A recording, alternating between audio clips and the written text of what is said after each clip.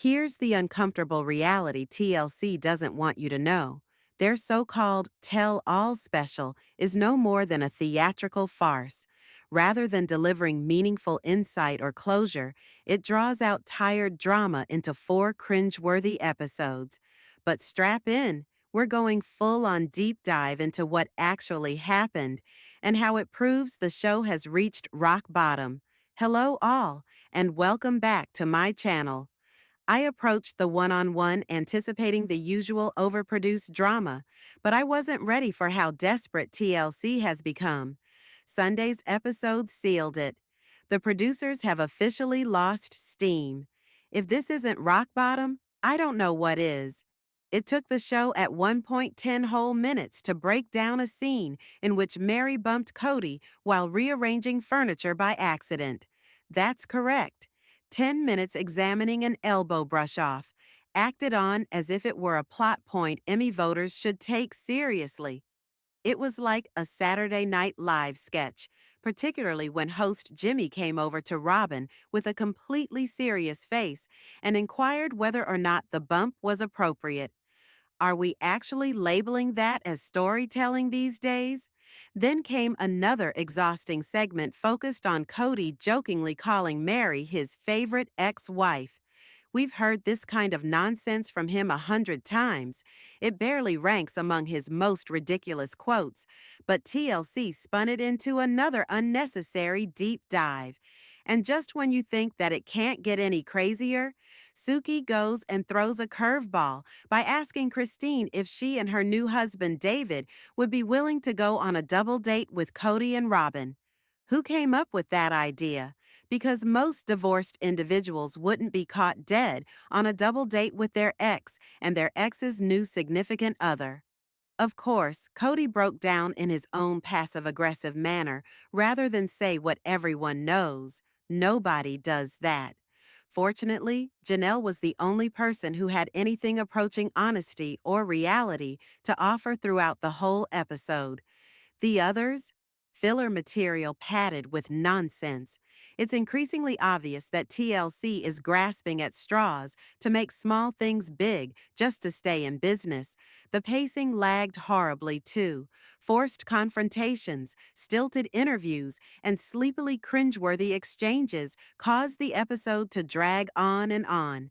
At times, I half anticipated that Suki would ask Robyn whether it was appropriate for Kody to have his last sneeze. Robyn's segments especially came across as two strangers making small talk in a waiting room. And can we please discuss the incessant ceiling looks back and forth and back and forth? It's like she's trying to recall which script she needs to follow. Robyn's responses are evasive, technically accurate, but repeatedly contradict what we've seen already. She insists she's never gotten a drink at a bar. Cue evidence to the contrary. She insists she never views playback, yet responds to them in real time in interviews. It's all damage control at this point, whether it's the fallout, financial strain, or just pressure behind the scenes. If Robyn could farm this whole process out and pick up the check from home, she totally would. And the best part is, we were treated to 4 entire episodes of this. 4. Each one held together with thin threads of content and filled out by infinite commercials. This whole tell-all could have been condensed into a single 90-minute special. But no, TLC stretched it out for maximum ad revenue. What's most infuriating is what wasn't discussed. The actual questions weren't addressed. Nobody waded into Kody's strange art career, Robyn's weird collection of dolls, Christine's astounding post-divorce makeover, or Janelle's emotional breaking point. What about how all this blew up and impacted their grown kids? Or where their current relationships actually are? Instead, we received a step-by-step analysis of furnishings and hypothetical double dates in fantasy land. The most tragic thing is that the family has moved on. Christine is remarried, Janelle and Meri have checked out emotionally, while the show hangs onto the ashes of a family's breakdown years ago. TLC expects us to think this is new, raw drama. What it really feels like is observing courtroom depositions rather than actual dialogue. Each member of the cast shot separately, with Suki uncomfortably acting as prosecutor. And speaking of things not said, let's go on to the real problem: Kody Brown's concept of love, or lack thereof. His idea of love has slowly destroyed every woman in his life, and nobody is brave enough to voice it. Janelle understood him more than anyone else did. She loved him more than all the other wives and left with him not because she did not love him, but because of his treatment of her children. Unlike Christine, who primarily talks about how she was personally hurt, Janelle left due to the favoritism Kody accorded to Robyn and her children. That's what hurt the most. Janelle and Kody shared that kind of relationship Christine wished for. And Meri? She wasted years trying to get Kody to love her like he loved Robyn. Janelle had that love until she came to realize it wasn't worth giving up on her children's welfare. Meri, on the other hand, is coarse and coarse-minded, something Kody abhors. He liked her when she played nice and stroked his ego, but after she ceased to do so, their marriage fell apart. It's excruciatingly clear that Kody always dreamed of a Stepford wife, like Michelle Duggar, not assertive, outspoken women like Meri or Christine. In the end, I'm genuinely glad they all left him. They're thriving now without him, and that says more than any TLC special ever could. If they weren't favorites, what's interesting is that Christine has made some really sharp remarks in a sugary, sweet voice. One of the reasons that some people don't like Meri is because she is so blunt and straightforward. She was also frequently the enforcer of rules. Drawing boundaries is something that comes with parenting, but it's only half of it. It's not fair to say that Meri was the sole genuine parent. There were plenty of decent kids from that family, and that was not entirely because of Meri. Nevertheless, she did intervene and establish boundaries when others didn't. This dynamic explains the intricacy of their relationships. Christine and Meri tended to get emotional in conversations, while Janelle and Robyn tended to remain level-headed and spoke relatively more evenly with Kody.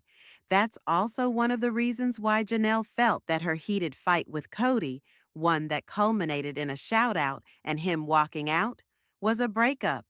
It was so foreign to the dynamics of their relationship that she felt it was over. Kody, though, asserted that they'd have argued thus before, and Janelle would curse him out sometimes. She didn't back down and let him dominate the scene like he did with the rest of them. She was financially and emotionally independent, which empowered her to stand firm against him. Unlike Christine, who would compete for Kody's affections and let him tread on her, Janelle didn't rely on him quite so much. Kody had emotionally checked out of his relationship with Meri well before the catfishing incident. That event simply gave him an excuse to walk away and still appear sympathetic. His tears during Meri's move were likely genuine. She was his first wife, and her departure marked the end of his youth and his early dreams.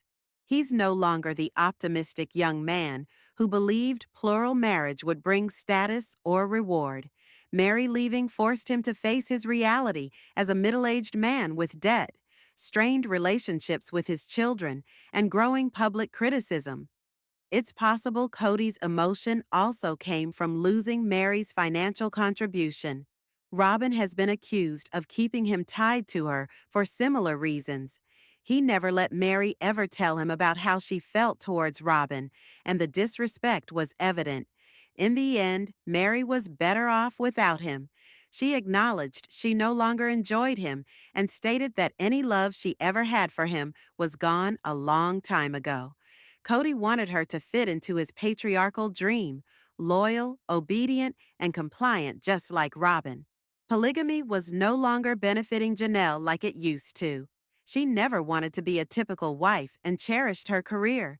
It worked in the early years when Christine homeschooled the children.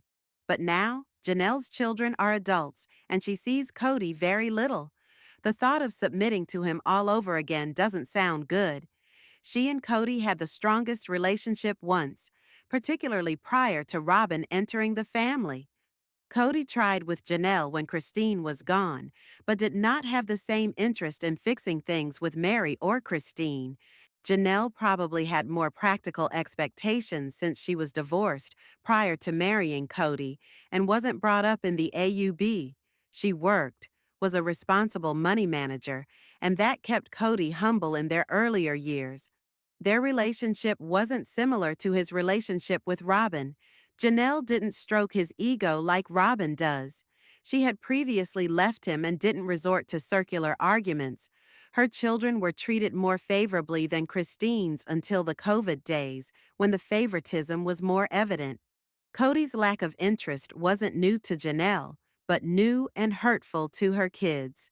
Some think that the polygamous arrangement started as a cover for Kody and Janelle's affair, because both were married to someone else when they met. Their bond was deeper, and they had a more intimate and emotionally satisfying relationship, which put them closer to each other. New wives tend to put a strain on plural or open marriages. Christine and Meri were never favored. Kody appeared to connect more with his ex-wives than the virgin brides. It's also upsetting that he supposedly lied to Meri about being a virgin, something that would be extremely painful. Kody tends to be performative and constantly wants a reaction, attempting to emotionally best people. He and Janelle once thought of each other as best friends, a solid foundation to any marriage. He once loved her, and so his later words about loyalty are all the more bitter. Christine frequently yells at Kody, berating him, but it's also true she didn't offer much support to her daughters throughout their serious surgeries. Kody said Christine accused him of causing Truly to be ill and expressed his doubt that she would ever forgive him. Christine evicted him from her home, but didn't immediately inform him that she wanted a divorce, perhaps to shield her children from feeling guilty. Christine usually attempts to be the forefront wife these days, but previously her actions were more complicated. In the meantime, Meri questioned and even ridiculed Kody's actions during the moving scene, indicating that she wasn't interested anymore in defending his image. Kody most likely held Janelle in the highest regard because she did not approach him confrontationally. She waited patiently and endured his actions, turning a blind eye to his weaknesses because she previously thought he was a good father. Janelle's father passed away young, and Kody's fatherly role meant everything to her. But when he started to neglect her children, she realized the truth and walked away. When Kody called Robyn self-respect, what he was probably saying is that she didn't stand up for herself. She remained silent and subservient, unlike the other wives. Prior to Robyn joining the family, Janelle's kids were obviously privileged. She wasn't aware of the change until they relocated to Flagstaff, and her children started complaining. Kody acknowledged being closer to his sons because they shared common interests, such as wrestling. He asserted that he reconnected with Janelle while they were in Vegas, but Janelle does not remember it so. The relocation to Flagstaff unveiled the cracks. Favoritism, division, and resentment became too glaring to be ignored. Janelle's children conveyed just how hurt they were by Kody's absence, and Janelle became easier to relate to for viewers. She was independent, financially savvy, emotionally secure, and treated Kody with detached cool. Unlike Christine, Janelle never pleaded for his love. That's what made her strong and why she was able to leave him behind. Christine let Kody walk all over her for years. Janelle put up with a great deal too, but it was out of consideration and practicality. She finally reached her breaking point, particularly after seeing how Christine left and observing how Kody became more and more neglectful of the kids. Robyn set her sights on Christine and Meri because they were insecure. Janelle, however, was unfazed. She was loved and didn't need anyone's approval. But Robyn's attacks on Janelle grew sharper. She attacked Janelle for her weight and even her children, demonstrating just how manipulative she could be. It's draining to deal with people who are always late and make everything about themselves. Peace, it's 9:05. We're 5 minutes late. That moment says it all. Narcissists like this never confirm attendance until the last second. Events rarely start on time because everything revolves around their moods, their whims, their need for control. Take a person who consistently walks in late or cancels at the last minute. Everyone else hurries while they make their entrance on their own terms. You miss the moment. You miss the name being called. And they arrive saying, I didn't know they called. We're going now.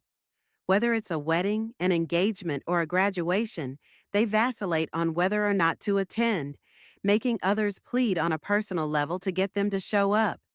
And when they actually do arrive, it's hours too late, and always after the critical moment has passed. This is not only inconsiderate, it is manipulative. I'll meet you there is their go-to line, but they never do. One of the couples even almost missed the birth of their baby because they decided to take a bathroom break.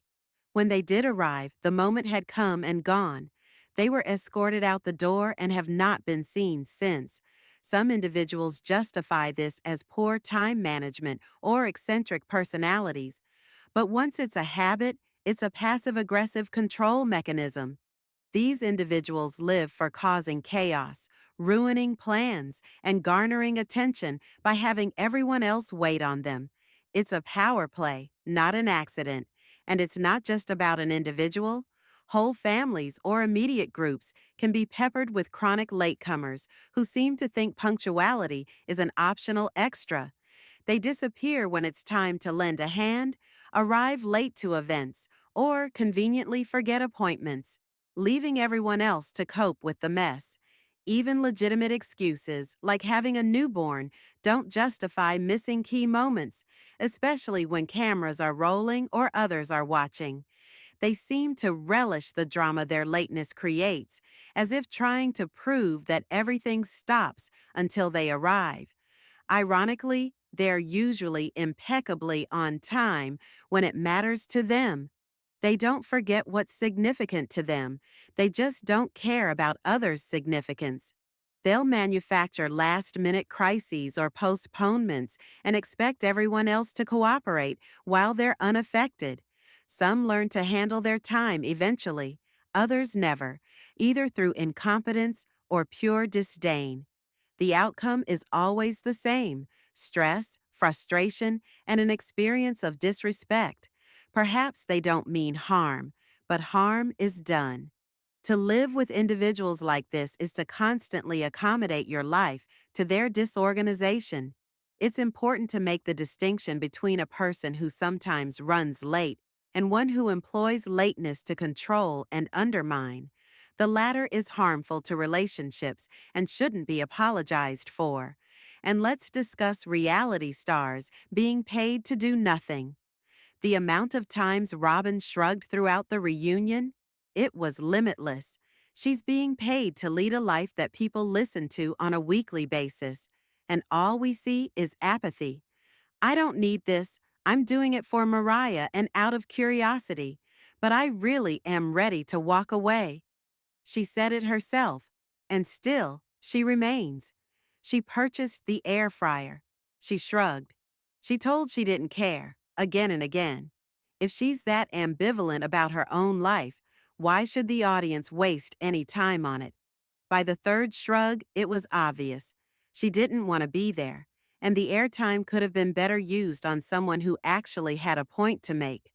At this point, all the audience wants is something, anything, feeling, rage, comedy, just some hint of life, someone who can demonstrate that they care, at least to some extent.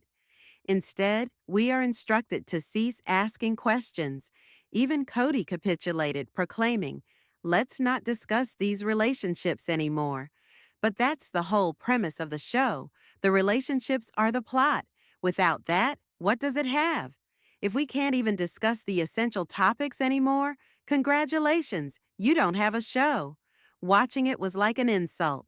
If cast members don't answer questions, they shouldn't get paid. It's easy. No answers, no salary. You don't have to give a speech, just have thoughts. Be honest. Even the bad guys make things interesting.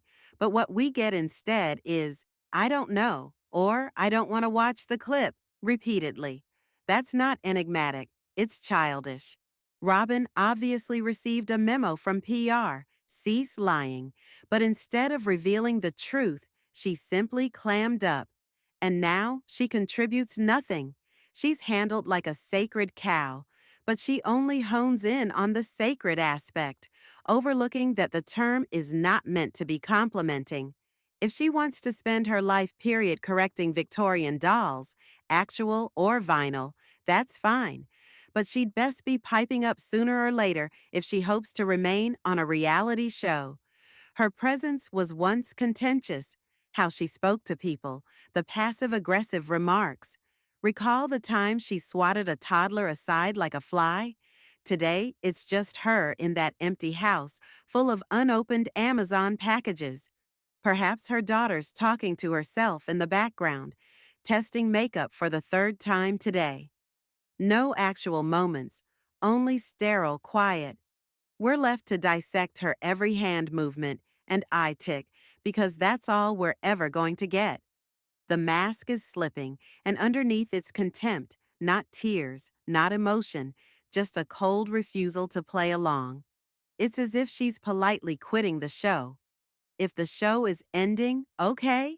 But if there's a spin-off, give it to the original wives. Let Robyn and Kody fade into their Victorian fantasy. I'd much rather see the OG wives and the children any day. They have actual stories to share. Why was Robyn even at the reunion if all she was going to do was shrug, roll her eyes, and flash her wedding rings like a passive-aggressive trophy? Her whole segment could have been 5 minutes long without missing a single meaningful moment. Meanwhile, the people who had real things to say were cut off. TLC should have held her accountable. Robyn, this is your job. You signed a contract. Why the sudden silence now, after years of controversy? Who's telling the truth, you or everyone else? Viewers aren't clueless. We remember the tears, the deflections, the gaslighting. And now, the complete turnaround just confirms what many suspected. It was all an act. Now that the narrative of the show have run their natural course and the PR apparatus has changed its tact, what remains is a smug, unengaged presence who begrudges having to maintain the facade. If this is all the show is going to give us, shrugs, silence, and holiest of cow symbolism, perhaps it is time to put it out of its misery, or at least relinquish the spotlight to those who still have something genuine to say.